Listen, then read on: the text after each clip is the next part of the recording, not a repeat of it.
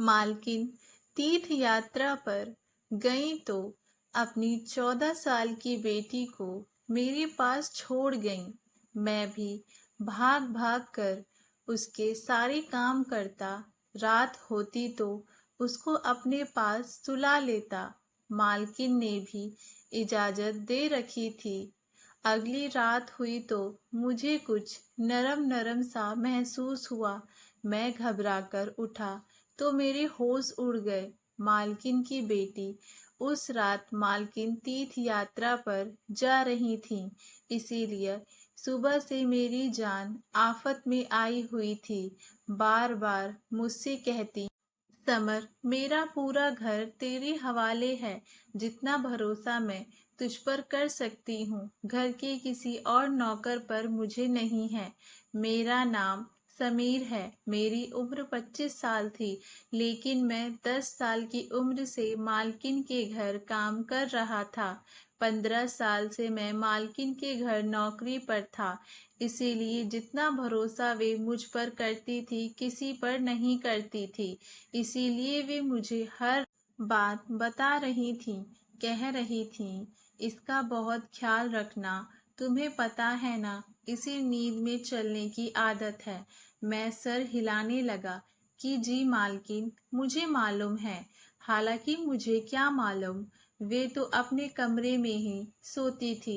उम्र में परी 14 साल की थी, लेकिन थी जरा बावले किस्म की, बेवकूफ और लाडली। मालकिन की एक लौती बेटी थी, इसीलिए इसे लाड़ प्यार से रखा हुआ था। अभी तक गुड्डे गुड़ियों से खेलती थी। मैंने कहा कि मालकिन, मैं इसका भी ख्याल रखूंगा। लेकिन इसके बाद जो बात मालकिन ने मुझे की, मैं तो दंग सा रह गया था। वे कैसे मुझे ये बात कर सकती थीं। कहने लगी, रात को तुम मेरी परी के साथ ही सोओगे, इसके कमरे में रहोगे। ये बात सुनकर तो मेरी पूरी आंखें हैरत से फैल गई थी। मेरा तो दिमाग ये सुनकर ही घूमने लगा था। मैंने कहा, मालकिन, मैं कैसे छोटी बेबी के कमरे में सो सकता हूँ? आप सोच कर तो बात करें। ये तो बिल्कुल एक गैर मुनासिब सी बात है। मगर वे कहने लगी, समीर, मुझे कुछ नहीं सुनना है। मैंने जो कह दिया तो कह दिया। तुम परी के कमरे में ही रहोगे और वही सोओगे। मुझे मालकिन की ये बात किसी तौर पर सही नहीं लग रही थी, लेकिन बहरहाल मैं उन्हें बार बार इनकार नहीं कर सकता था। लेकिन मैं दिल में ये पक्का इरादा कर चुका था कि मैं परी के कमरे में कभी नहीं सोऊंगा। मेरी मालकिन एक विधवा औरत थी, लेकिन थी बहुत अमीर मालकिन। बहुत सारी जमीन थी, जहां से उन्हें खूब पैसा आता था। घर उनका बेहतरीन चल रहा था और एक ही बेटी थी, जिन्हें उन्होंने लाडों से पाला था। जब मैं मालकिन के घर में काम करने के लिए आया था, तो इस वक्त मालिक जिंदा थे। उन्होंने तो मालकिन को फूलों से हल्का रख रखा था। बहुत प्यार करते थे वे। मालकिन से मोहब्बत की शादी थी दोनों की। दोनों ही एक साथ बहुत खुश थे। परी की पैदाइश से चंद महीने पहले मालिक का कार हादसे में देहांत हो गया। मालकिन सदमे से ही दीवानों जैसी बातें करने लगी थी। कभी कहती कि वे अभी आ जाएंगे, मुझे छोड़कर यूं नहीं जा सकते। इस वक्त 10 साल का था, लेकिन मालकिन की हालत देखकर फूट फूट कर रोया था, क्योंकि उनका रवैया शुरू से ही मेरे साथ बहुत अच्छा था। वे मेरा भी बड़ा ख्याल रखती थीं, इसीलिए मुझे उनका दुख देखा नहीं जाता था। जब परी पैदा हुई तो पहले तो मालकिन बहुत रोईं, मालिक को याद करके, लेकिन फिर उनका दिल परी के साथ लग गया। मालकिन के माँ बाप ने बहुत चाहा कि मालकिन दूसरी शादी कर ले, लेकिन उन्होंने साफ इनकार कर दिया। कहने लगी कि नहीं, मुझे अपने पति से बहुत मोहब्बत थी और मैं अपनी सारी जिंदगी अपने पति के नाम पर गुजार दूंगी। मालकिन ने फिर यही किया। पूरा घर उन्होंने संभाल रखा था। तमाम नौकर को वे देखती थीं। 14 साल का वक्त गुजर गया था। मालकिन का सबसे ज्यादा वफादार और भरोसे करने वाला नौकर मैं था। कारोबार की देख रेख भी मालकिन ने मेरे हवाले कर रखी थी, लेकिन मैं भी नमक का हिसाब चुकाया था। एक एक पाई का हिसाब मालकिन को देता था। इस साल मालकिन के माँ बाप तीर्थ यात्रा पर जा रहे थे, इसीलिए मालकिन ने कहा कि वे भी तीर्थ पर जाना चाहती हैं। ये सुनकर पहले तो परी ने हंगामा खड़ा कर दिया था कि वे अकेले यहाँ नहीं रहेगी, लेकिन इसके फाइनल पेपर थे, इसीलिए मालकिन कहने लगी कि मैं तुम्हारी पढ़ाई को खराब नहीं करना चाहती, इसीलिए तुम अगली बार मेरे साथ चली जाना। बड़ी मुश्किल से वे मानी थी, लेकिन जो कुछ मालकिन मुझसे कह रही थी वे बात मुझे सही नहीं लग रही थी। बेहाल मालकिन मुझे सब कुछ समझा बुझाकर तीर्थ यात्रा पर चली गई और उसके जाते ही मैंने सोफे पर बैठकर सुकून का लंबा गहरा सांस लिया। फिर खाना बनाने वाले को बुलाया और अपने लिए बढ़िया सी चाय बनवाई। लेकिन मालकिन के होते हुए मैं कभी भी सोफे पर नहीं बैठा था। हालांकि उन्होंने मुझे कभी इनकार नहीं करा था, लेकिन मैं मालिक और नौकर का लिहाज हमेशा कायम रखा था। लेकिन अब सोच रहा था कि मालकिन गई है तो कुछ दिन मालिकों वाले ठाट में भी करके देख लूं। मैंने सुकून से सांस लिया और मजे से अपनी दोनों टांग सामने शीशों के टेबल पर रख दी।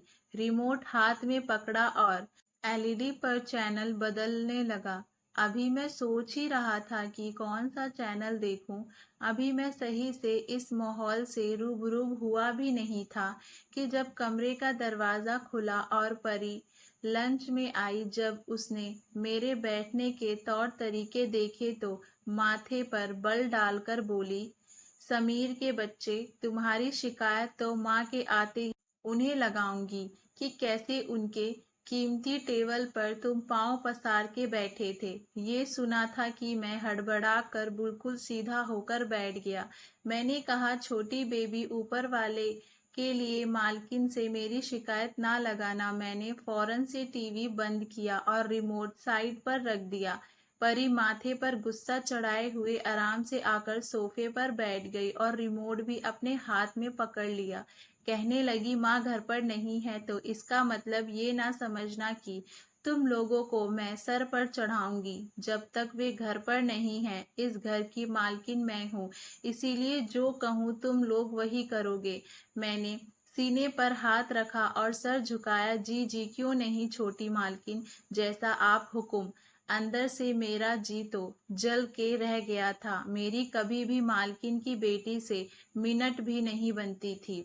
हर वक्त बचकान हरकतें करती रहती थी और मैं इसकी हरकतों से परेशान हो जाता था। वे मुझे बाजार से कोई 4 चक्कर लगवाती थी, कहती थी कि तुम ही मेरे लिए सामान लाओ, ड्राइवर नहीं जाएगा, ना ही कोई दूसरा नौकर।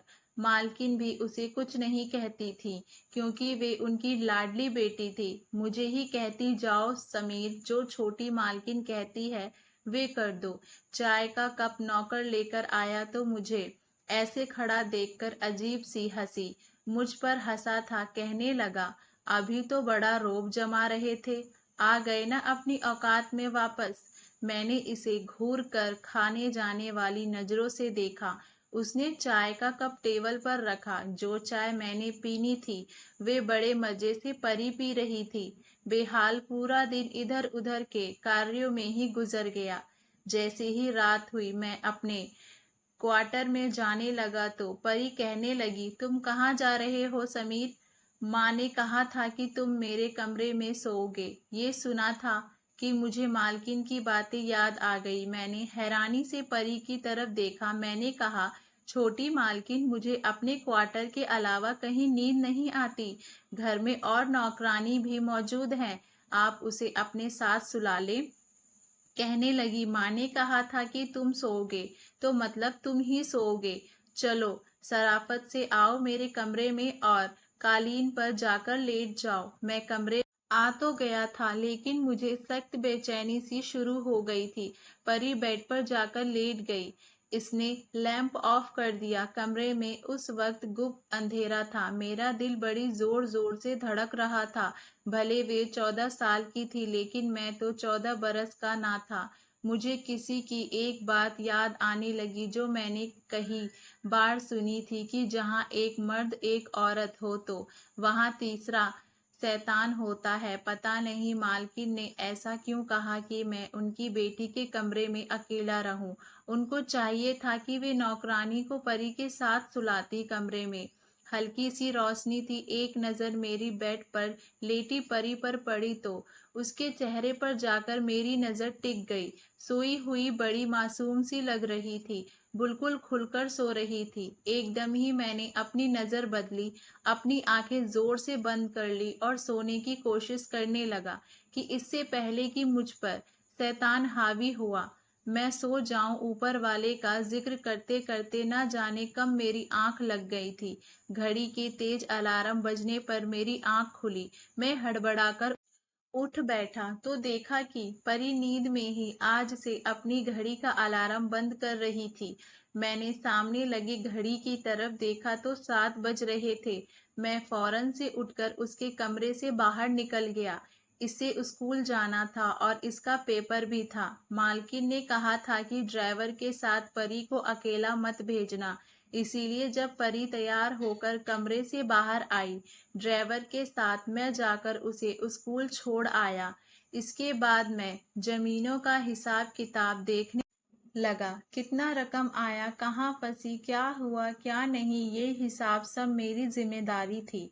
उन कामों में ऐसा उलझा कि मुझे याद ही नहीं रहा कि परी को वापस लेने भी मुझे ही जाना था। जब तक मैं ना जाता ड्राइवर भी परी को स्कूल से लेने नहीं जाता, और ये मालकिन का हुक्म था। मैं अपने काम में ऐसा घनचक्कर था कि मेरे दिमाग से ये बात निकल चुकी थी। 12 बजे परी की छुट्टी होनी थी और मुझे 1:30 बज चुका था कि जब मेरे फोन पर बेल बजने लगी। जब मैंने नंबर देखा तो मालकिन का था। मैंने जल्दी से फोन उठाया तो वो मुझ पर भड़क उठी।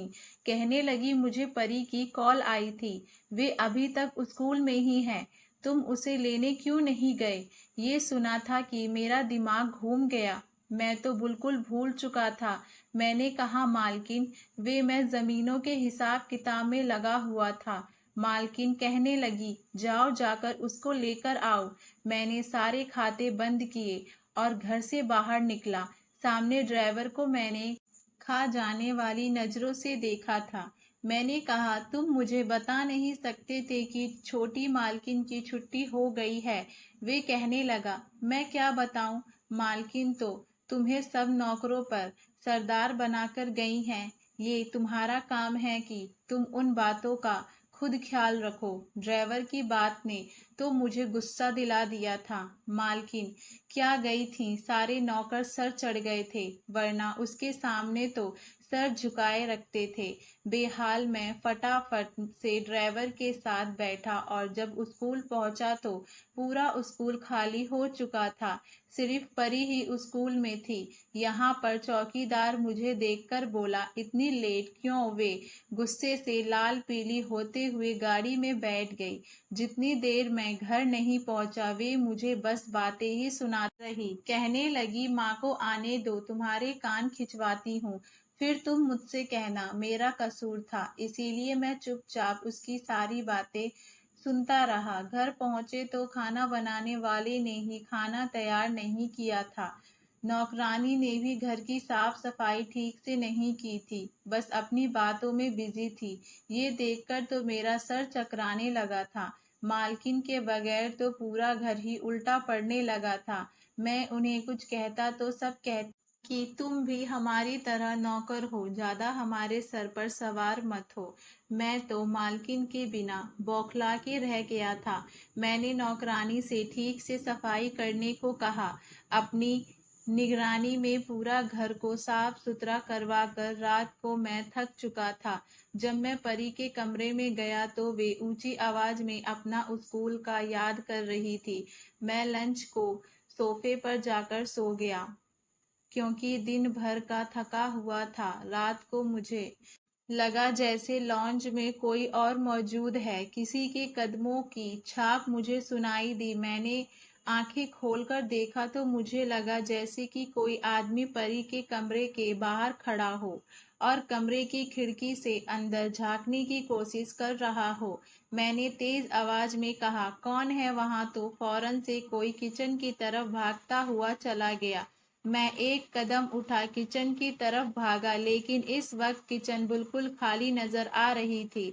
मैंने लाइट जलाई, वहां कोई नहीं था। एक दरवाजा किचन का बाहर की तरफ भी खुलता था। जब मैंने वे देखा तो उसकी कुंडी खुली हुई थी। जब मैं वहीं से बाहर निकला, बाहर भी सन्नाटा था। मैंने किचन के दरवाजे को अंदर की तरफ से कुंडी लगाई और वापस लॉन्ज में आकर लेट गया। ये सोचने लगा कि कौन आदमी था जो रात के इस वक्त अंदर आया था। ना जाने मुझे क्या सूझी, परी के कमरे में चला गया। वे बेड पर सोई हुई थी। मैं जाकर कालीन पर लेट गया।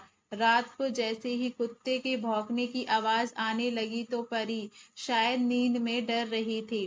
कहने लगी, माँ मुझे डर लग रहा है, ये कुत्ते मुझे खा जाएंगे। माँ मेरा हाथ पकड़ लो। वे बेड पर अपना हाथ मार रही थी। नींद में शायद वे मालकिन को ढूंढ रही थी। मुझे समझ नहीं आ रहा था कि ऐसा मौके पर मुझे क्या करना चाहिए। बहरहाल मैं अपने बेड से उठा और अपना हाथ परी के हाथ में दे दिया।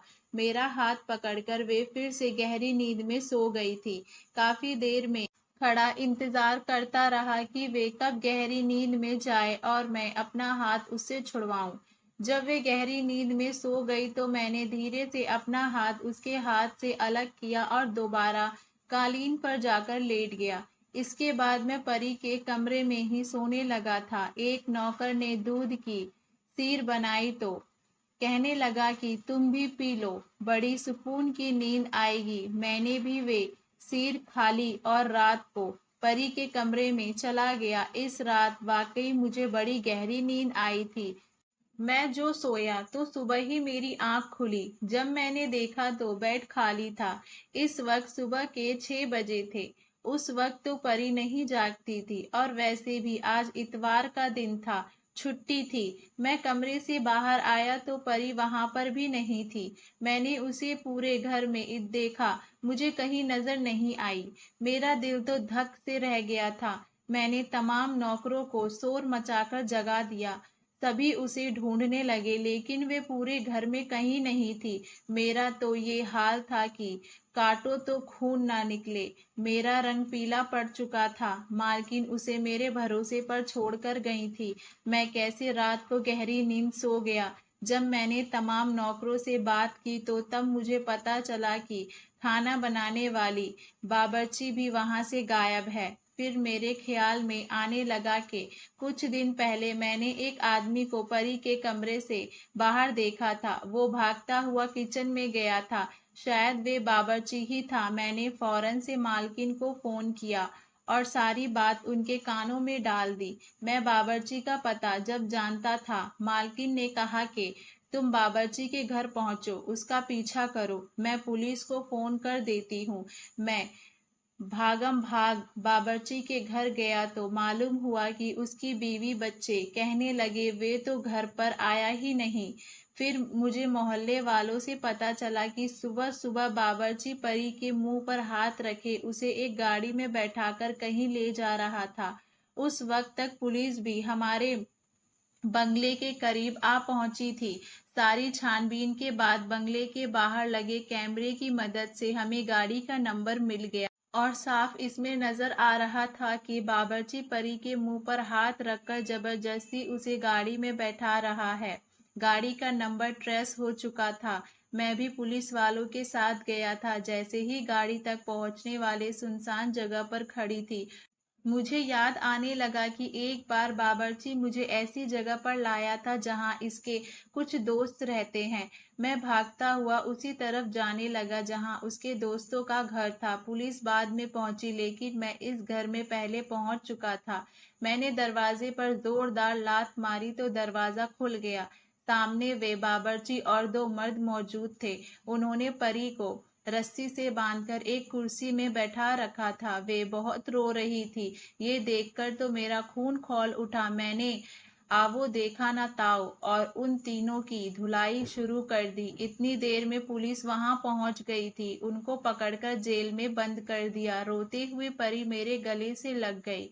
बहुत डरी हुई थी। मैंने कहा कि तुम परेशान ना हो, जब तक मैं जिंदा हूं तुम्हें कोई भी नुकसान नहीं पहुंचा सकता।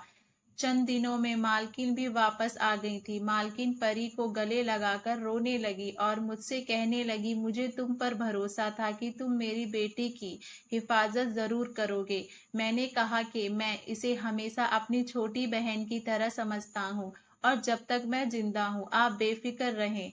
ना तो आपकी तरफ कोई आंख उठाकर देख सकता है और ना ही परी की तरफ। ये सुनकर मालकिन खुश हो गई। धन्यवाद दोस्तों। आपको ये कहानी कैसी लगी हमें नीचे कमेंट बॉक्स में अपनी राय ज़रूर बताइएगा।